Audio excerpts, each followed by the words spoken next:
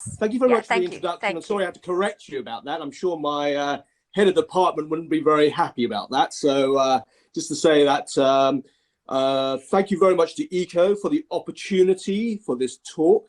Thank you very much for Brilliant Medical for actually distributing the microwave to us at SGH and for doing it so quickly. It is an honor to be on the same panel as Professor Mark Wiley and Professor Jung. I met Mark actually down in London at his clinic at the beginning of the year, and he introduced me to microwave, and I was pretty much convinced by the pathophysiology that he told me about. And I must say, my initial experience with microwave has been excellent. And I'll be explaining you to show you some images of what I've actually had done on some of my patients. Just to give you a bit of background, actually, you can tell from the accent, I didn't train locally in Singapore. I trained in the UK, in Cambridge.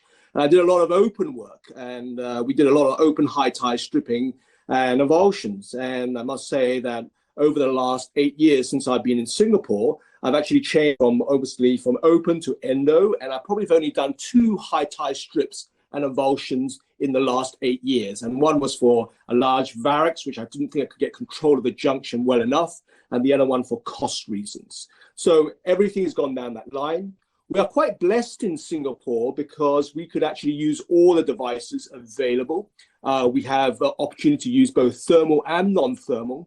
And I must say, having used microwave and with all the problems with some of the non-thermal techniques, I think this is probably the better way to go out.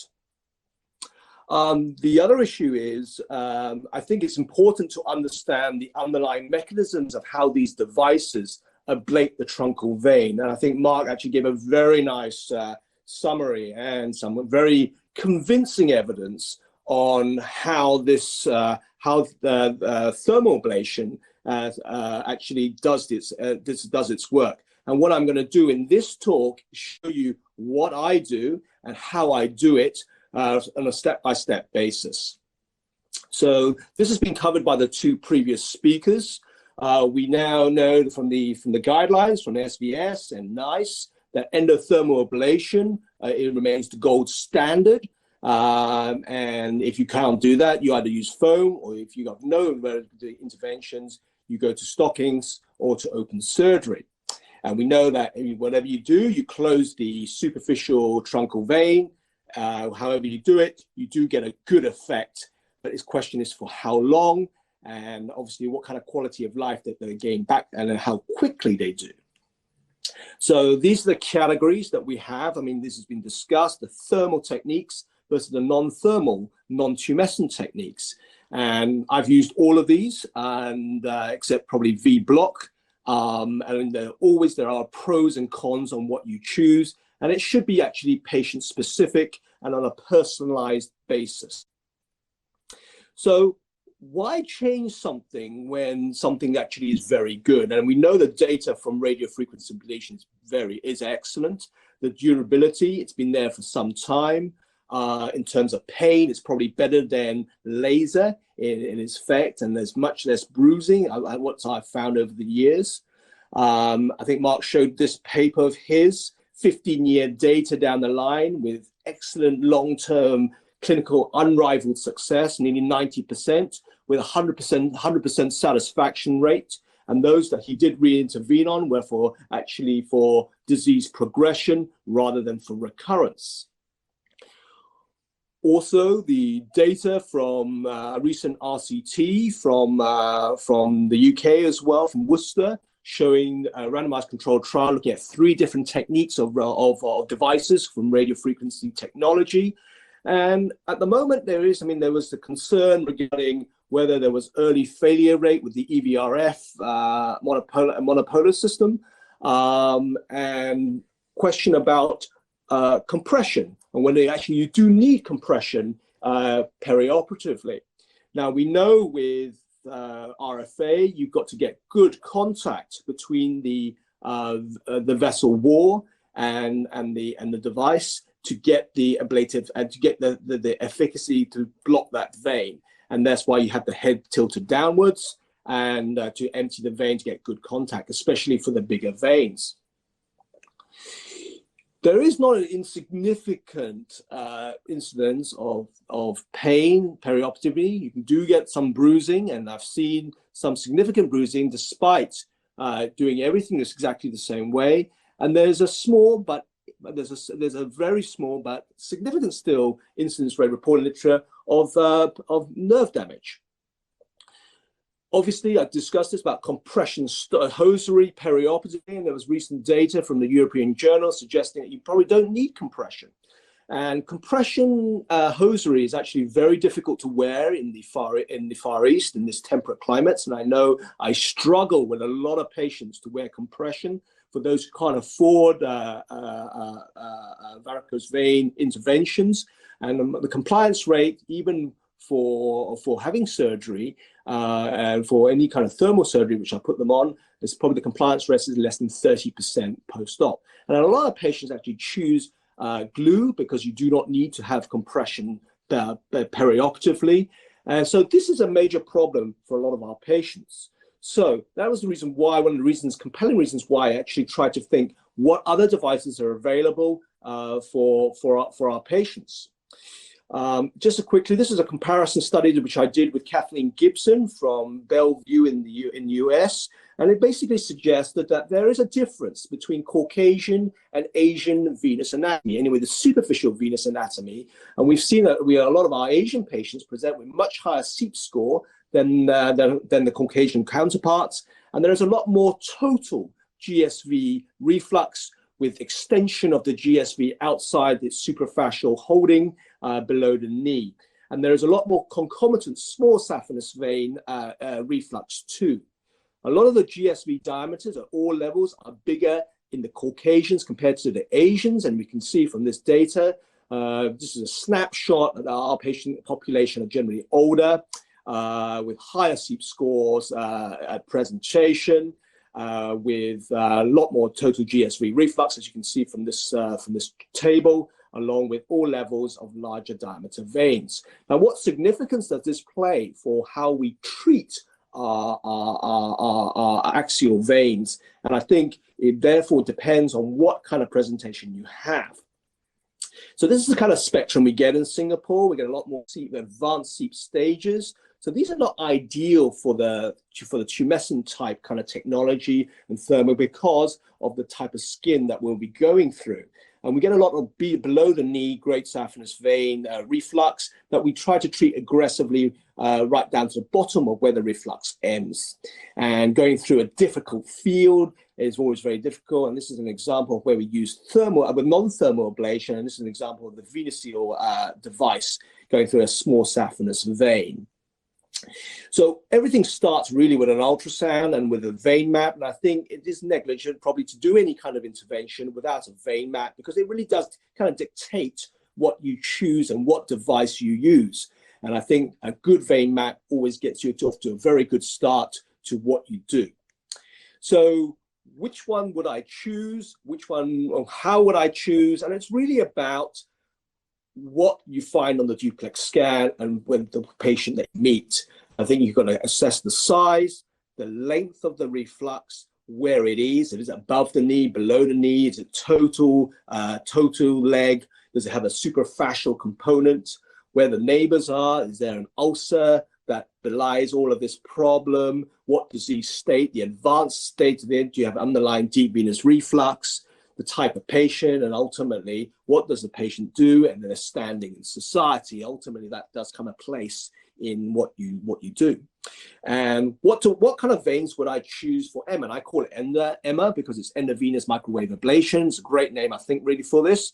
And I really choose the C2 and C3 veins. And I think the bigger the veins, I think I would go back typically to a thermal ablation technique, rather than leaving any kind of foreign body within the vein. And I'll explain why towards the end of my talk. What equipment do you require for EMA? Well, you need an ultrasound machine and a local anesthetic to make your tumescence work much easier. Otherwise, you're probably going to get an RSI to your hand. My setup is that a lot of our patients in the UK, I used to treat veins for thermal technique under local anesthetic. But in Asia, their pain thresholds are much lower in general, And if those are undergoing phlebectomies, I would normally do this under a general anesthetic or some sort of regional block. So for a GSV, a typical GSV puncture for ablation of the GSV, I would typically put them under a sandbag with their knee extended because the vein actually goes quite posteriorly. And when you're doing the tumescence, especially if it's superficial, it would be quite tricky. So what I mean by this is that you basically flex the leg on a sandbag under their knee. And basically you do a scouting scan of the vein to check where it ends and where it dives into the saphenofemoral junction. How do you puncture? Well, everyone's got their own preference, but I've realized over the years that whichever method you do, obviously, whether you're doing it under conditions of general anesthetic or local anesthetic, I think you've got to be I think it dictates what kind of technique you're going to be doing. And I've realized that over the years that those very smaller veins down towards the ankle, a longitudinal approach is probably better to get access because it's how superficial the vein is. Whereas if you're doing a transverse puncture, your needle is going to the skin at a much more obtuse angle than one that would go basically on a more flat trajectory. Ultimately, there's been a recent meta-analysis regarding meta-review, whether you should do a transverse or longitudinal, and they've realized that they're probably doing a longitudinal puncture reduces the number of passes, and it's probably quicker to do, but probably more in more experienced hands. So what we do is normally start with a micropuncture set. As you can see from the diagram on the top right, we use a micropuncture to get access. And I've realized that you should do that because the veins actually do go into spasm, and you basically put in a micropuncture set, and then over that you wire a 7 French sheath into the vein. And this is particularly more important if it's lower down with a smaller vein. And you can see the puncture and the longitudinal puncture in the top left corner, showing the needle indenting the vein and getting in. And that's very important, especially for the trainees who need, basically when you get the vein into view, you don't get too many chances at this. It's in smaller veins, like 2-3 millimeter veins, sometimes that we treat. And I think it's important that you line that up in order to get access. The placements of the sheath, I think, are important. And I tend to actually, if I want to mark out the course of the great saphenous vein, and then for training wise, for the juniors, how we put them in and then gain access. And I typically get in for a C2 disease, just probably in the proximal calf area of the SV. Then we insert the microwave antennae, and that goes up to the saphenofemoral junction. And I see it with the ultrasound going through the junction, and I pull back. And typically, that's the setup of the thing, the pump on the right side for tumescence, and the box basically, and I use a foot pedal for the tumescence as well. And this is how I set where I always check, and this is how it's very important to check where your probe position of the antenna, the distal tip of the antennae, and I typically place it just distal to the inferior epigastric vein, and I feel you shouldn't be putting it too close to the junction. And I think the 5 millimeter distance that was discussed in that recent RCT from Nanaki in the European, with the 3 different techniques of the radio frequency probes, I think it's a bit too short because you do risk spreading thrombosis back into the junction. And that's where you allow avenue of outlet of blood through the inferior epigastric vein. And I think it's quite important that you see that and make sure you put the positioning in the correct place. So the infiltration of the tumescence, and I use a cocktail mixing 1 liter of normal saline, especially if I want to do bilateral thermal ablation. And I typically use 20 mils of 1% lignocaine and 200 micrograms of adrenaline to basically induce a bit of spasm and reduce the amount of bleeding. And I get a bit of sodium bicarbonate as well. I've not changed that over the years. And it's actually important you see the red circle where I actually pen down the antennae to make sure it doesn't move during the infiltration process, especially if you decide to flex the knee if you're trying to get access or get a good position for your ultrasound for tumescence. Now, the types of needles that you can use, there's 2. There's a spinal needle and the typical 19 gauge needle that you attach to the tumescence. Now, I think the spinal needle has an advantage, especially if you're going to do your tumescence in a longitudinal approach. And then you can also, if you're going to do this under local anesthetic, the number of passes that you have to put in are much less. And I've typically done one leg under just 2 passes, which makes the process for the patient much easier and less painful. For those who are training, I think the pink needle is seen much better on an ultrasound, especially when you go transversely. And it really doesn't make a matter, but it's actually personal preference. But I've tended to go away and use the longer needle now. And I actually do most of my tumescence in a longitudinal axis. I always typically start near the junction first and move my way down to the sheath. But that's because I want to make sure that there's a good tumescence around the saphenofemoral junction to avoid a E-hits complication.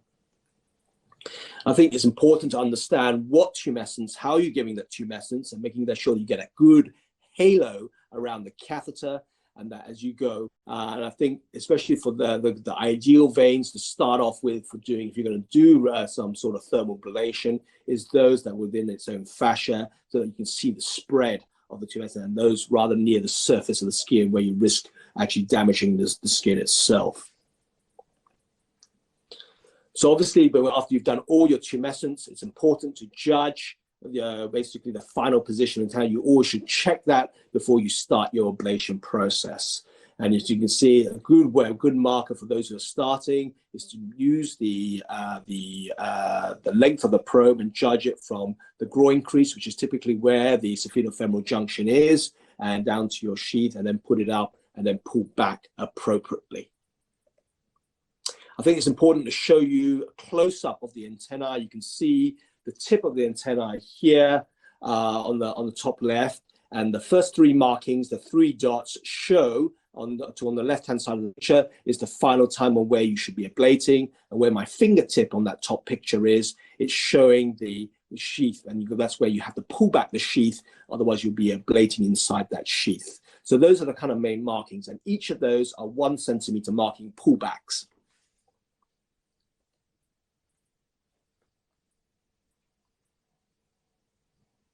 Sorry, something's happened here. Bear with me. Yeah. Something's happened. Hang on.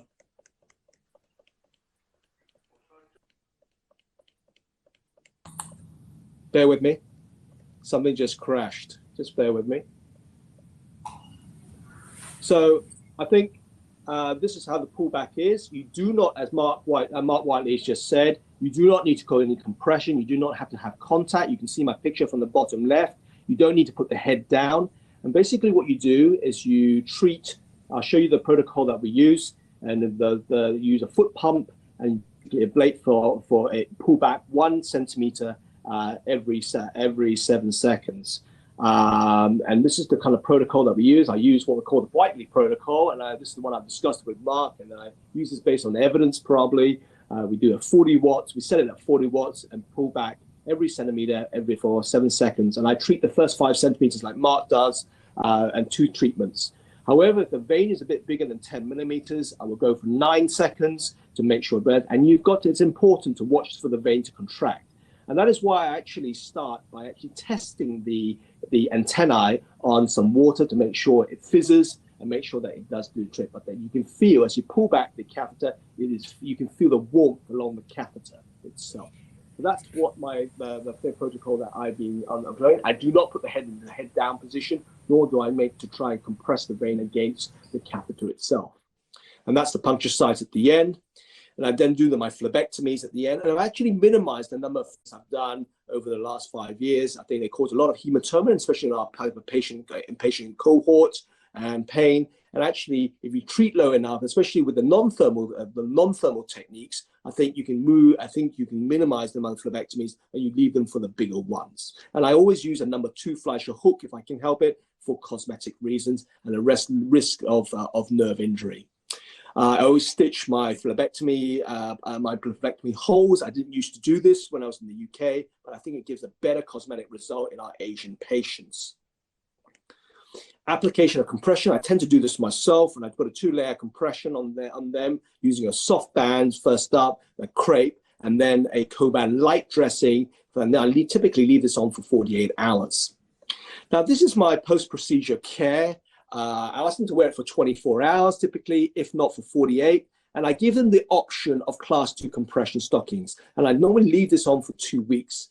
But most of these patients will not comply from a questionnaire we've recently done, and you can remove it at nighttime.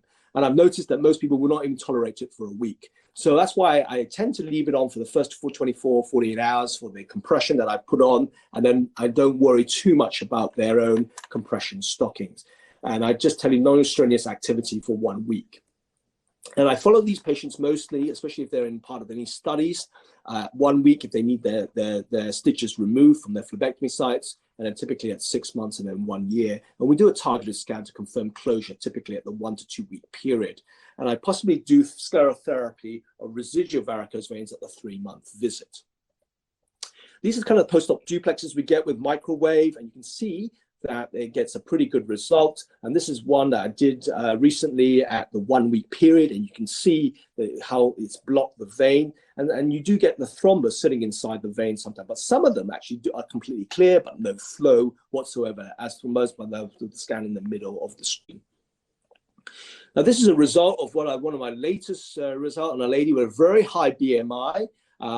It caused a lot of consternation with one of my junior colleagues because he felt that it was very difficult to actually get tumescence around the vein, but he did a fantastic job and got that vein ablated. And the lady was actually very happy. She did not wear any compression stockings once the compression dressings were off in 24 hours. And she's been walking back to normal and back to her normal daily activities within the first 2 or 3 days.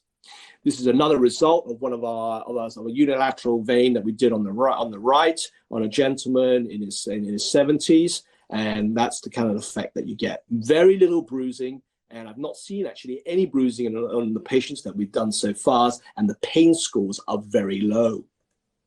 So just turning into a quick note about personalized medicine, I think you've got to treat individual patients on an individualized basis, and I think that's where things are going, especially to get the right result at the right time for that patient. And these are some of the venous rules that I live by. I treat to the lowest point of incompetence. I use whatever is safest to achieve it. I do consider the costs on an individualized basis because healthcare here in Asia is not cheap. It is not the NHS.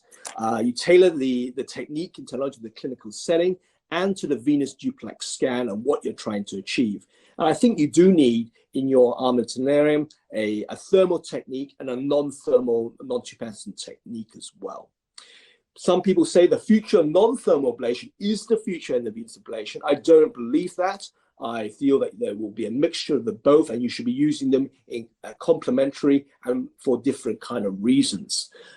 Because I say that because people say this because using a non-thermal, non-tumescent, you get less needle stick passes, no risk of thermal ablation, no risk of damage to the nerve, theoretical burns to the skin, no multiple stick needle injuries, and there's less. And ultimately, is what we're looking for is patient satisfaction and how the patient experiences perioperatively. And they normally, it's all the newer devices, the non-thermal devices, say it's a very quick return to normal activities, and they say it's safe and effective. But my feeling is that some of the newer technologies, especially the glues, you do get some sort of phlebitis, and some phlebitis actually occurs even outside the perioperative window. I've had this patient apply about 4 weeks or even 3-4 months down the line, and they're getting problems associated with that foreign body reaction within the vein. And I've stopped giving anyone glue for those with multiple drug reactions because I realized that the hypersensitivity or the delayed hypersensitivity reaction is much more pronounced and higher incidence in these patients. And we've even seen a number of cases of glue rejection, and we've had to remove some of the GSV along with that. So I think you've got to choose the right device for the right patient, and I really feel that microwave for the larger C2 and C3 is an excellent choice. I leave you with this quote from Bob Dylan, one of my favorite singers. I must say that the quote is, "Time will tell just who fell and who's been left behind.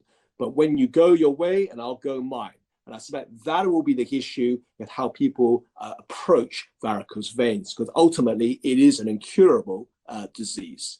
Thank you very much for listening. I just want to thank my team at SGH for their help for this. And we have an undergoing study here in SGH called the Maestro Study, looking at the effect of microwave in our population of Asian patients. Thank you very much for listening.